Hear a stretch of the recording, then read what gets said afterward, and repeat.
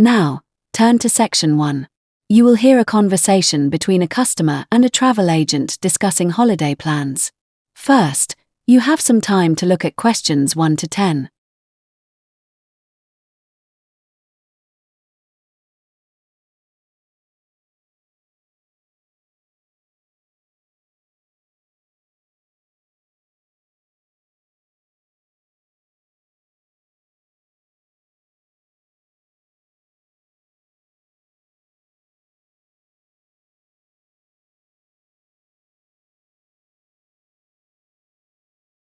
Now, listen carefully and answer questions 1 to 10. Good morning, Globetrek Travel Agency. This is Sarah speaking. How may I assist you today? Hi Sarah, I'm planning a vacation with my family this summer, and I was hoping you could help me find something that suits our budget and interests. Of course. Could I take a few details first? May I have your full name? Sure, it's Rachel Adams, that's a C-H-E-L, and the last name is a D-O-M-S. Got it. And your contact number? Yes, it's 07765934782. Thanks. And are you looking for an international trip or somewhere within the UK? We'd prefer something within Europe, not too far, but something that offers a mix of culture and relaxation. Sounds great.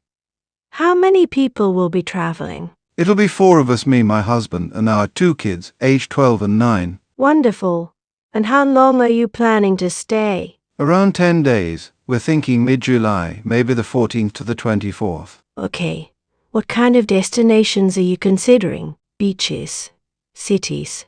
We'd love something coastal, but also a place where we can do a bit of sightseeing, somewhere like Portugal or southern Spain. Perfect.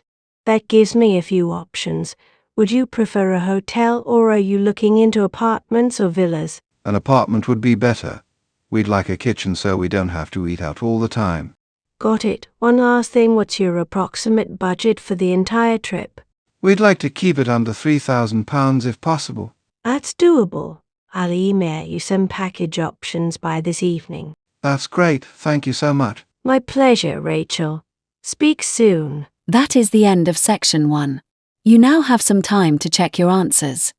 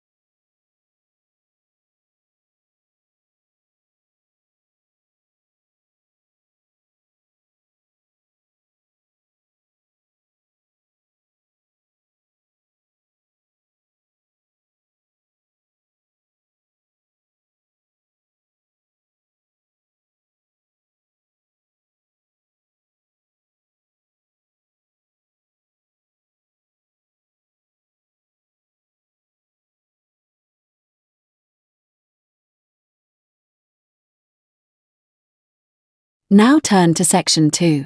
You will hear a university staff member giving information about a campus tour and student facilities. First, you have some time to look at questions 11 to 20.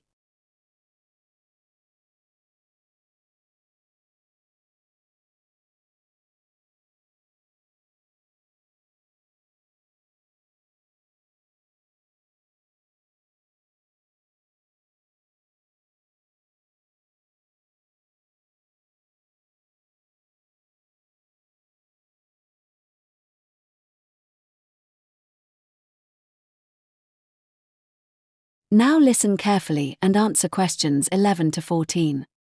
Hello everyone, and welcome to Westbridge University. I'm Martin, and I'll be your guide for this short tour around our campus and an overview of some essential student services available to you. Let's start with the tour itself. The campus tour will begin tomorrow morning at 10 a.m. sharp. We'll meet at the main reception in the administration building.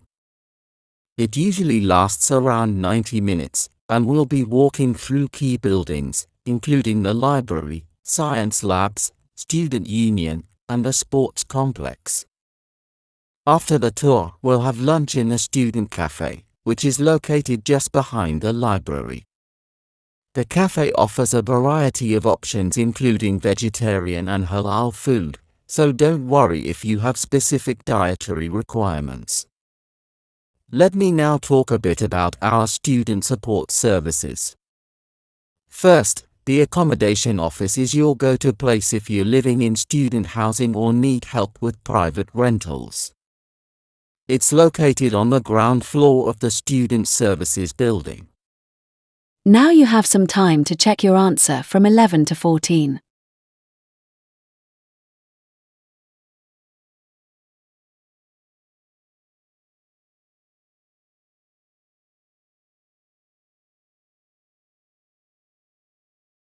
You have some time to look at questions 15 to 20. And is open Monday to Friday from 9 a.m. to 4:30 p.m. If you're struggling with academic pressure, we also have a counseling center. It's completely free and confidential. You can book appointments online or drop by during walk-in hours every Tuesday and Thursday from 2 to 5 p.m. Then there's the careers service. They can help you find part-time work, internships, or even prepare for interviews. They are on the second floor of the main library building. Every Wednesday, they run a drop-in session from 11 a.m. to 1 p.m.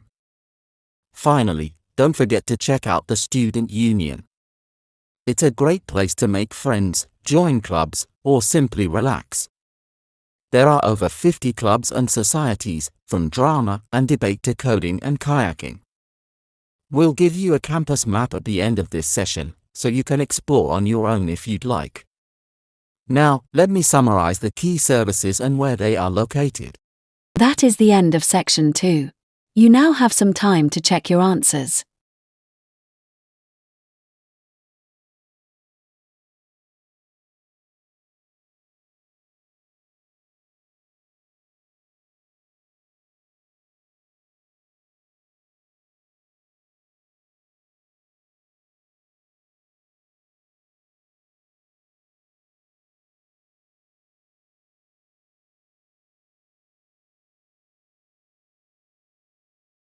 Now turn to section 3.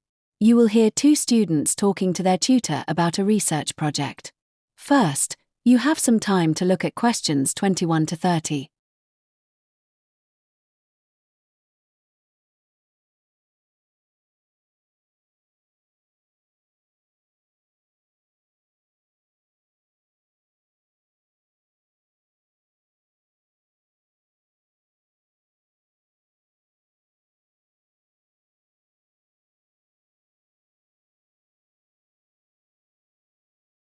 Now listen carefully and answer questions 21 to 25. Good afternoon, Mark, Jenna. I've read your proposal for the research project on environmental behavior among university students. It looks promising. Thank you, Dr. Harris. We're excited about it too, though we know we still have lots to work on. We've narrowed down our objectives and decided to focus on 3 main areas: recycling habits, use of reusable items, and attitudes towards public transport. Now you have some time to check your answer from 20 to 25.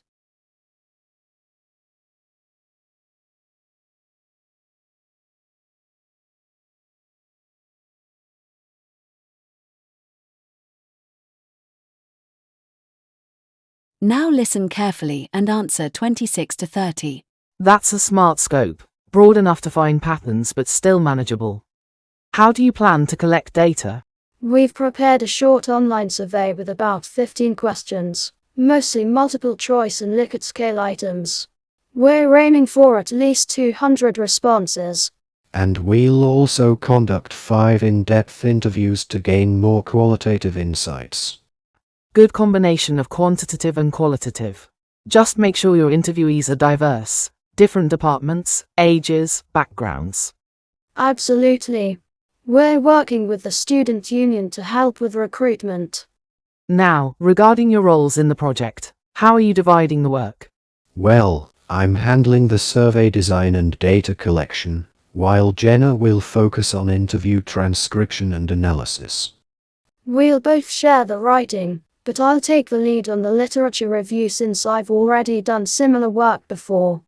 Sounds fair. Just make sure you keep logs of your contributions, in case it's needed later. We've also scheduled weekly meetings to discuss progress.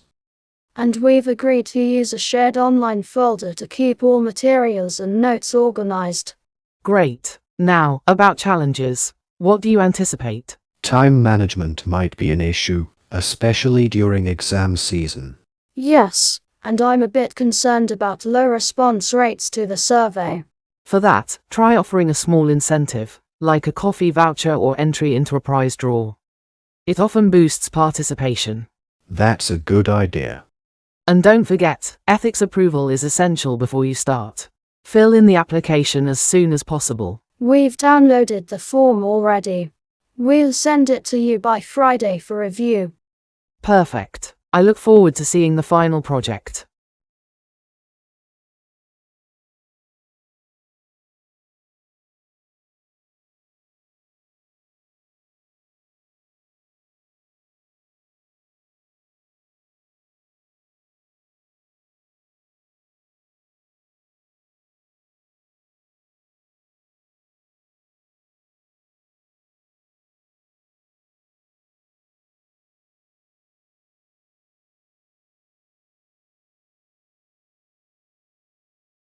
Now turn to section 4.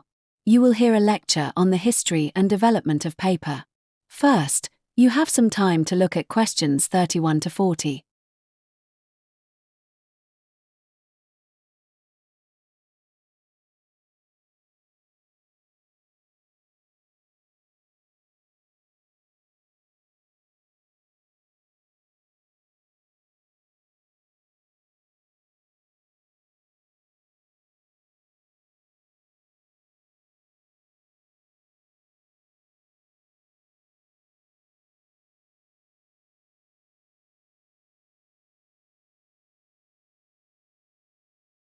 Good morning, everyone. Today we're going to look at a material so common and essential that we often take it for granted: paper. Though we associate it with books, newspapers, and documents, paper has a fascinating history and plays a crucial role in modern industries. The earliest forms of paper can be traced back to ancient Egypt, where papyrus was made by layering strips of the papyrus plant. However, this material was more like woven mats than modern paper and was quite fragile. The invention of true paper is credited to Cai Lun, a Chinese court official, in the 2nd century AD. His method used plant fibers, old rags, and hemp beaten into a pulp, then pressed and dried. This technique was revolutionary because it was cheaper and more efficient than previous materials. For centuries, China kept the process a secret. But by the 8th century, knowledge of papermaking spread to the Islamic world, where linen and cotton rags became primary sources for pulp. This innovation allowed the Islamic Empire to produce books, leading to a golden age of science and literature. In Europe, paper didn't become widespread until the 12th century, and even then, it faced resistance from traditional parchment producers. But with the invention of the printing press in the 15th century by Gutenberg, demand for paper surged. The next big leap came in the 19th century, when wood pulp replaced rags as the primary material. This allowed mass production and made paper affordable for the general population. However, wood-based paper tends to yellow and become brittle over time due to its acidic content. Today, the focus is on creating acid-free and recycled papers, especially for archival use. Modern paper production uses a range of techniques including chemical pulping, bleaching, and coating for different finishes. Environmentally, paper has had a mixed impact. On one hand, it's biodegradable and recyclable, but on the other, traditional methods contribute to deforestation and water pollution. That's why there's a push for sustainable forestry and the use of alternative fibers like bamboo and agricultural waste. Now you have some time to check your answer from 31 to 35.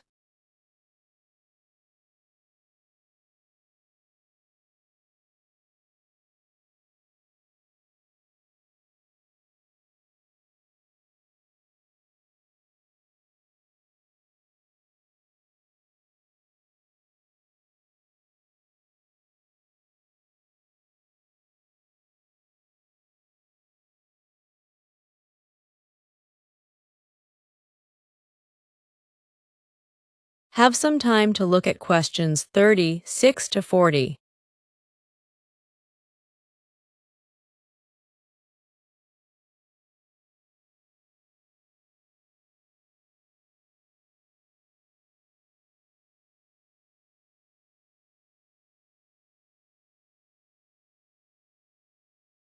Now listen carefully and answer questions 36 to 40.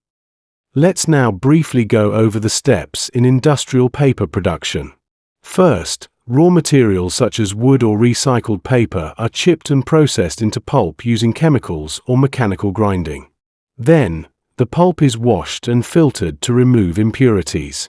Next, it is spread on large mesh screens and passed through press rollers to remove excess water. Finally, it is dried, cut, and rolled into massive sheets ready for commercial use.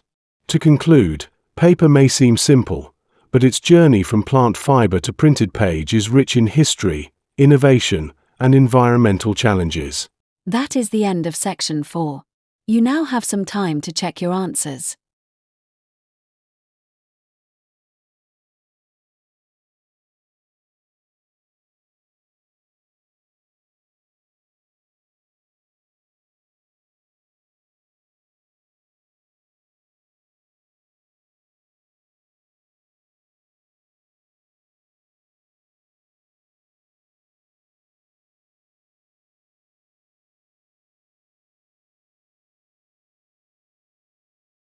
That is the end of the listening test. You now have 10 minutes to transfer your answers to the answer sheet.